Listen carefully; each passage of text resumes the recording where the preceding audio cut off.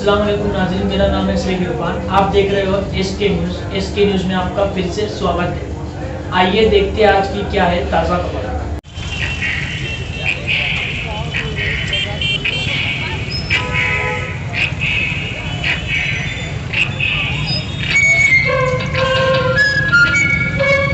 قانون تغییر آج فرقہ پرستوں کی حکومت ہے اور دیش کا کوئی دھرم کا ماننے والا محفوظ نہیں ہے، چاہے وہ میرا دلت بھائی ہو، ہندو بھائی ہو اور کوئی بھی روزی روٹی کرنے والا ہو. آج سب سے زیادہ کشت میں، سب سے زیادہ تکلیف میں اس وقت کا کسان ہے. اور ساری قانونی مشکلات کے باوجود بھی آج یہ عمارت بن کر تیار ہو گئی. اسد حسین اشرفی صاحب کہہ رہے تھے کہ کوئی کام اگر کرنا ہے تو دل کا بڑا ہونا، دل کو بڑا کرنا ضروری ہے، لیکن جب کوئی ایسا کام کرنا ہے تو دل نہیں جگر کو بھی بڑا کرنا پڑتا ہے. اور یہ ہنر ہم نے ساتھی نہال احمد صاحب سے سیکھا، اور ساتھی نہال احمد صاحب نے ہم کو یہ بات بتائی کہ صرف کام کا پلان بنانا یا کام کر لینا بڑی بات نہیں ہے، اس کو قانونی شکل دینا تاکہ تمہارے کام کو کوئی روک نہ پائے. جو مستقیم نے جو کام کیا اس میں قانونی مشکلات بہت آئی.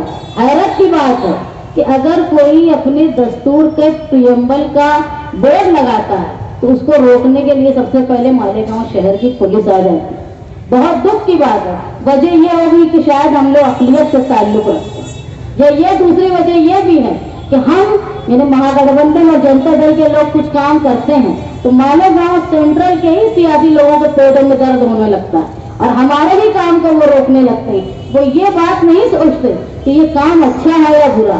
آج اتنے سال سے سیاست کرتے ہوئے کبھی یہ سوچا نہیں گیا کہ جو لوگوں نے مالیگاؤں شہر اور ہندوستان کی آزادی میں اپنی جان کو وقف کیا ان کے لیے کچھ کیا جائے. الٹا ایسا ہوا کہ جو شہیدوں کی یادگار تھی اس کو مسمار کر کے الٹی بندوق بنائی گئی. میرے والد ساتھی نہال احمد اپنی پوری جب سے یہ بن گیا تھا کبھی اس کو شہیدوں کی یادگار نہیں بولتے تھے، وہ الٹی بندوق بولتے، کیونکہ بندوق کا تعلق یہاں کے شہدا سے نہیں تھا.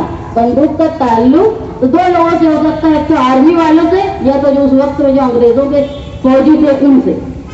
ہم نے جو ہے کوشش کی کہ شہداؤں کی جنہوں نے ہندوستان کی آزادی میں حصہ لیا، اپنی جان کو وقف کیا، ان کو انصاف دلانے کی کوشش کرے. جیسے مستقیم بتا رہے تھے کہ قلعہ میں جب پہلی بار مہاسبھا ہوئی اور وہاں پر 7 شہدا کے لیے خراج عقیدت پیش کی گئی تو یہ مستقیم کی ہی چالاکی تھی، تو ان کو سمجھ میں نہیں آیا کہ یہ کیا کر رہا ہے. اور مستقیم نے میئر کو بولا بھی کہ اگر آپ کو نام نہیں معلوم ہے تو میں آپ کو لکھ کر دیتا. وہ سمجھ ہی نہیں پا رہے تھے، اسی لیے بی جے پی نے بھی سپورٹ کیا، شیوسینا نے بھی سپورٹ کیا اور ان کی حامی کانگریس نے بھی سپورٹ کیا. اگر وہ یہ سمجھ جاتے کہ یہ کیا چالاکی کر رہا ہے تو وہ پیچھے ہٹ جاتے، کچھ لوگ تو بھاگ بھی جاتے وہاں. تو اگر کچھ کرنا ہے تو اس کے لیے جستجو کی ضرورت ہے، اور جستجو کے ساتھ ساتھ قانونی معلومات کی. میں نے کئی بار دیکھا کہ لوگ آ جاتے کو 15 اگست کو روڈ پہ بولتے ہیں کہ شہدا کو انصاف دو، لیکن قانونی طور پہ کوئی عمل نہیں کرتے، صرف موقع پرستی کرتے ہیں. ہم نے اس کام کو مستقیم نے اس لیے چھپا کے رکھا تھا کہ اگر وہ پہلے بتا دیتے کہ ہم یہاں کیا کر رہے ہیں، بہت شور اگر کر دیتے تو ایسا ہوتا کہ مخالفین جو ندی کے اس پار جو فرقہ پرست ہیں ان کے ساتھ ساتھ پولیس اور جو ندی کے اس پار جو اقلیت میں ہو کے فرقہ پرستی کرتے ہیں ان کو بھی تکلیف ہونے لگتی ہے اور اس کام کو روک دیا جاتا. جب کام مکمل ہو گیا اور افتتاح کا وقت آیا، جب اعلان کیا گیا کہ یہ فلاں فلاں بنا رہے ہیں، ہم نے 26 جنوری 2020 کو مفتی محمد اسماعیل صاحب کی سرپرستی میں اور NRC اور CAA کے خراب قانون جو مسلم کش اپنی بڑی طاقت سے ٹکر لی تھی جن کی سلطنت میں سورج غروب نہیں ہوتا تھا. سب سے پہلے پورے دیش میں، پورے ہندوستان میں انگریزوں سے مقابلہ کر کے اگر کسی علاقے کو آزادی دلائی تھی تو وہ مالیگاؤں کے مجاہدین آزادی دی، اور 3 دن تک یہاں پر آزاد ہند حکومت قائم تھی. یہ جو شہیدوں کی یادگار ہے یہ تو کارپوریشن نے بنائی. اصل شہیدوں کی یادگار شیواجی جمخانہ اس طرف جو کبھی آپ جاؤ گے تو دیکھو گے ایک ستون کی شکل میں ایک عمارت ہے جسے پورے ہندوستان میں تعمیر کیا گیا ہے اور ہر جگہ شہیدوں کا نام اس پر لکھا گیا ہے. ایک مالیگاؤں ایسا شہر ہے کہ آج اس کی یادگار پر شہیدوں کا نام نہیں لکھا گیا. شان ہند صاحبہ نے جو پیغام دیا ہے میں اسے دہراؤں گا. اپنے شہیدوں کا نام یاد رہنا چاہیے اور اپنے شہیدوں کے نام کو دہراتے رہنا چاہیے تاکہ آنے والی نسلوں کو وہ نام یاد رہے. آج بہت بڑی تعداد ہم میں ایسے لوگوں کی ہوگی جن کو مالیگاؤں کے ان 7 شہیدوں کا نام یاد نہیں ہوگا. کتنے تو ایسے ہوں گے جن کو تاریخ بھی یاد نہیں ہوگی. مستقیم ڈگنیٹی کی اسی بات کو میں آگے بڑھاؤں گا کہ شہیدوں کی یادگار پر شہیدوں کا نام لکھا جائے. یہ صدی 1922 اور 23 کی آج 2022 اور 23 میں مکمل ہوگی اور انشاءاللہ اللہ نے چاہا تو ہم شہیدوں کی یادگار پر شہیدوں کا نام لکھوا لیں. 2009 سے 14 کے درمیان ہم نے جو کاغذی تیاری کی تھی الحمدللہ وہ مکمل ہے اور اسی کے ساتھ ابھی آپ نے سنا کہ اروڑہ جیل سے لے کر کے کراچی جیل تک جتنے کاغذات ہیں اسے بھی جمع کرنے کی کوشش کی گئی اور کامیابی ملی.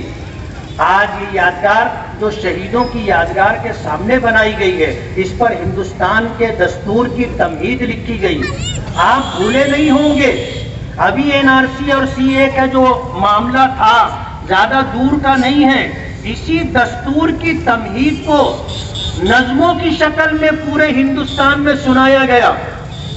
دستور کی تمہید ہمیں معلوم نہیں ہے. میں مستقیم ڈگنیٹی کی اس کارکردگی پر دل کی گہرائیوں سے مبارکباد دوں گا کہ 3 زبانوں میں اردو، مراٹھی، انگلش یہ تکونے ستون کی شکل میں اسے لکھا گیا. اور